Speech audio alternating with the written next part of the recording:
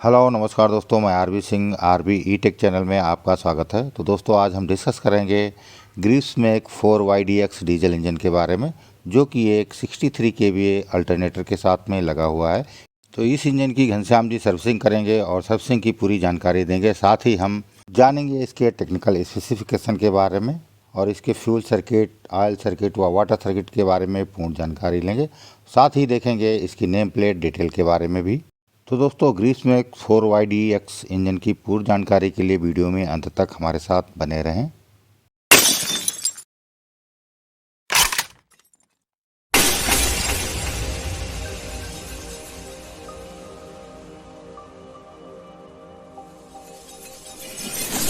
चलिए दोस्तों वीडियो को स्टार्ट करते हैं। जब तक घनश्याम जी इस इंजन का ऑयल ड्रेन कर रहे हैं, तब तक हम चलते हैं इसके नेम प्लेट डिटेल के बारे में कुछ जानकारी ले लेते हैं। जैसा कि दोस्तों ये ग्रीव्स मेक का डीजल इंजन है, जो कि पहले रस्टन हॉर्न्सबी इंडिया के नाम से आता था।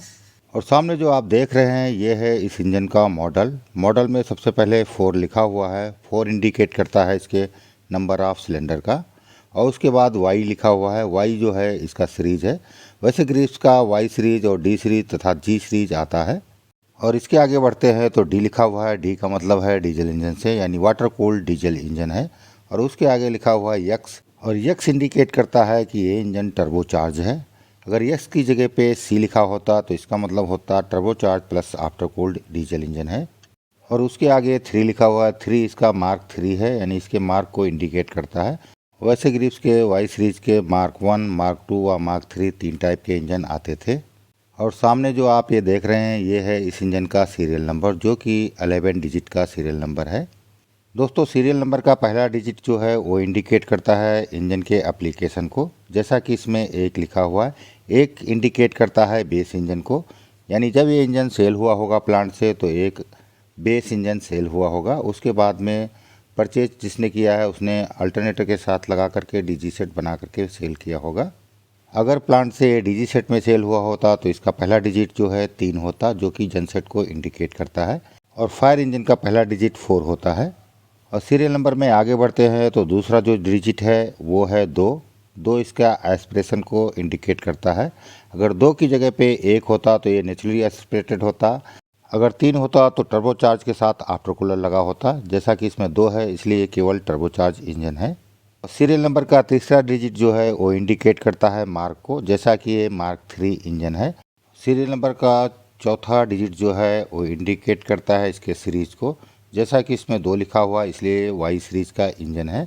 और इसकी जगह पे अगर 5 होता तो D2 सीरीज होता, अगर 6 होता तो D3 होता, 7 होता तो D4 इंजन होता, और 8 होता तो G11 इंजन होता। और इसके आगे बढ़ते हैं तो पांचवा और छठा डिजिट जो है इंडिकेट करता है इसके नंबर ऑफ सिलेंडर, जैसा कि ये 4 सिलेंडर का इंजन है तो 04 लिखा हुआ है। और उसके आगे बढ़ते हैं तो इसके आगे बढ़ते हैं तो 7वां डिजिट दिखाई देता है, वो इंडिकेट करता है मैन्युफैक्चरिंग ईयर, जैसा कि 1 लिखा हुआ है। 1 इंडिकेट करता है 2001, यानी ये इंजन 2001 का बना हुआ है, लगभग 20-22 साल पुराना इंजन है। अब 1 डिजिट होने के कारण इसको आइडेंटिफाई करना बड़ा मुश्किल हो जाता था कि 2011 का बना हुआ है या 2001 का है। तो ऐसा होता था कि पहले हर 10 साल में प्लांट जो है अपने प्रोडक्ट का कलर चेंज कर देता था, जिससे आइडेंटिफाई हो जाता था किस ईयर का बना हुआ है। और प्रेजेंट में जो इंजन आ रहे हैं उनके सीरियल नंबर में ईयर के लिए 2 डिजिट दिए हुए हैं तथा उसके साथ में मंथ का भी डिजिट दिया हुआ है। और इसके आगे के रिमेनिंग जो 4 डिजिट हैं वो इसका सीरियल नंबर होता है, जैसे कि 0610 इस इंजन का सीरियल नंबर है। और ग्रीव्स के डीजल इंजन के जो अभी समय सीरियल नंबर आते हैं वो 13 डिजिट के आ रहे हैं, जबकि पहले वाला 11 डिजिट का होता था। और उससे 10 साल पहले और चले जाएंगे तो केवल 9 डिजिट का सीरियल नंबर हुआ करता था। जैसा कि दोस्तों इंजन का ऑयल ड्रेन हो चुका है, अब घनश्याम जी इसके डीजल फिल्टर रिप्लेसमेंट कर रहे हैं। इसमें 2 डीजल फिल्टर लगते हैं, एक प्री और एक माइक्रो। सर्विसिंग के दौरान इसके ऑयल फिल्टर रिप्लेसमेंट करने होते हैं, डीजल फिल्टर और लूब ऑयल रिप्लेसमेंट करना होता है तथा टेपर सेटिंग की जाती है। और YDX Mark 3 की जो टेपर सेटिंग होती है, जो उसमें क्लियरेंस रखा जाता है वो रखा जाता है 0.2 mm, यानी 8 थाउ। इसके अलावा ये इसके एयर फिल्टर की क्लीनिंग करेंगे। इसमें ऑयल बाथ टाइप का एयर फिल्टर लगा हुआ है, इसलिए उसका ऑयल भी रिप्लेसमेंट करेंगे। जब तक घनश्याम जी इसके फिल्टर्स रिप्लेसमेंट कर रहे हैं तब तक चलते हैं, एक नज़र डाल लेते हैं इसके टेक्निकल स्पेसिफिकेशन पर। जैसा कि दोस्तों ये इंजन एक direct injection water cooled turbocharge inline diesel engine है और इस इंजन का जो बोर होता है वो 115 mm होता है तथा स्ट्रोक 127 mm होता है और इसका जो कंप्रेशन रेशियो है वो 16:1 है। और इस इंजन में जो लाइनर्स यूज किए गए हैं वो बेड टाइप के लाइनर हैं तथा पिस्टन जो है उसमें 4 रिंग ग्रुप दिए हुए हैं। इसमें टॉप की 3 कंप्रेशन रिंग है, जिसमें पहला रिंग है क्रोम प्लेटेड रिंग, दूसरा है प्लेन रिंग और तीसरा है स्टेप प्रेशर रिंग और चौथा जो है ऑयल रिंग है स्लॉटेड ऑयल स्क्रैपर रिंग। और जो इसमें ऑयल यूज किया जाता है लुब्रिकेशन के लिए वो होता है 15W40, जिसकी क्वांटिटी रहती है 17 लीटर्स। और फोर्स फीड लुब्रिकेशन सिस्टम के लिए इसमें gear type oil pump use किया गया है तथा ऑयल की कूलिंग के लिए इसमें ऑयल कूलर लगा हुआ है। Belt drive centrifugal water pump की मदद से इंजन की कूलिंग की जाती है। जैसा कि दोस्तों फिल्टर रिप्लेसमेंट का कार्य हो चुका है, अब चलते हैं इस इंजन की टेपर सेटिंग चेक कर लेते हैं। और जिस सिलेंडर की हमको टेपर सेटिंग करना है उसका हमारा पिस्टन TDC में होना चाहिए। TDC में होने के साथ साथ कंप्रेशन स्ट्रोक में TDC में होगा, उसी की टेपर सेटिंग की जाएगी। जैसा कि फ्लाइव्हील के ऊपर में मार्क लगा हुआ है कि इस समय हमारा 2 नंबर और 3 नंबर सिलेंडर जो है TDC में है और दोनों में से कंप्रेशन स्ट्रोक में TDC में कौन सा है उसको आइडेंटिफाई कर लेंगे और उसी की टेपर सेटिंग करेंगे। जो हमारा सिलेंडर जो है कंप्रेशन स्ट्रोक में होगा उसके दोनों वाल्व फ्री रहेंगे। तो जैसा कि हम देख रहे हैं कि हमारा 3 नंबर के दोनों वाल्व टाइट हैं, यानी पुश रॉड मूव नहीं कर रही हैं तथा इसके अलावा 2 नंबर के हमारे पुश रॉड मूव कर रहे हैं। जैसा कि आप देख रहे हैं, इसका मतलब 2 नंबर की टेपर सेटिंग की जाएगी। इसमें 1 नंबर जो होता है वो रेडिएटर तरफ से स्टार्ट होता है। इस इंजन का जो टेपर क्लियरेंस होता है वो 0.2 mm होता है, इनलेट और एग्जॉस्ट दोनों वाल्व का। जैसा कि हम देख पा रहे हैं 0.2 का ब्लेड हमारा जो है फिलर गेज का 0.2 का ब्लेड इजीली जा रहा है, यानी इसका टेपर क्लियरेंस बिल्कुल ओके है, इसमें कोई एडजस्टमेंट करने की नीड नहीं है।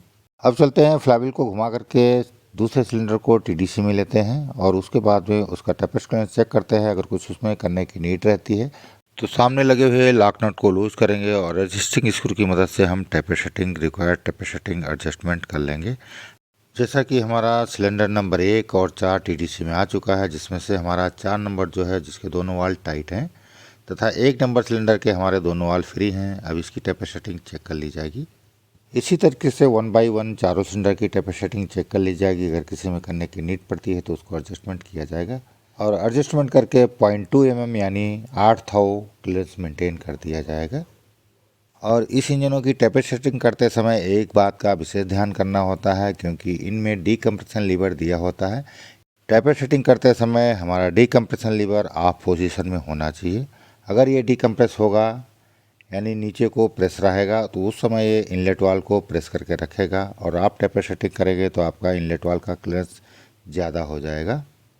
तो दोस्तों इंजन की सर्विसिंग का कार्य समाप्त हो चुका है। अब चलते हैं एक नज़र डालते हैं कि टर्बोचार्जर किस तरीके से इंजन की पावर को बढ़ाता है।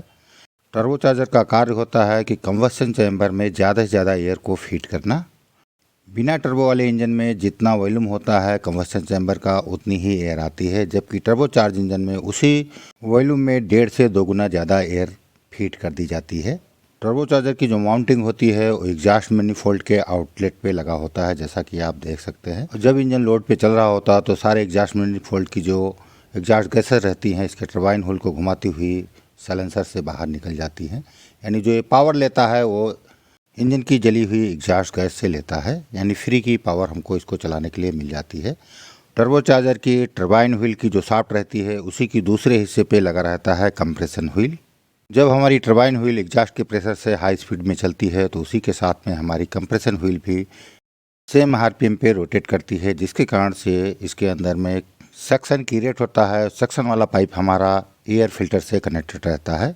टर्बोचार्जर का जो कंप्रेशन व्हील होता है वो एयर फिल्टर से एयर को सक करता है और सक करने के बाद कंप्रेस एयर जो है इंजन के इनलेट मैनिफोल्ड में फीड कर देता है और इनलेट मैनिफोल्ड से इंजन के हर एक सिलेंडर के इनलेट वाल्व तक पहुंच जाता है। जैसे ही इनलेट वाल्व ओपन होता है वहां पे प्रेशर से एयर को कंबस्शन चैम्बर में फीड कर देता है, जिसके कारण कंबस्शन चैम्बर में ज़्यादा एयर आ जाती है।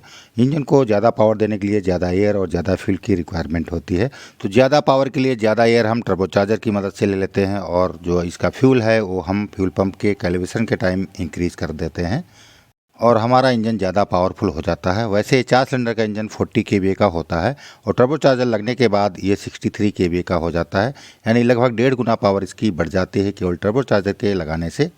जब हमारा इंजन लोड पे चल रहा होता है उस समय टर्बोचार्जर के जो आरपीएम होते हैं 50,000 से 75,000 के मध्य में रहते हैं। तो दोस्तों चलते हैं, इंजन को स्टार्ट कर लेते हैं और देखते हैं परफॉर्मेंस क्या है सर्विसिंग करने के बाद में।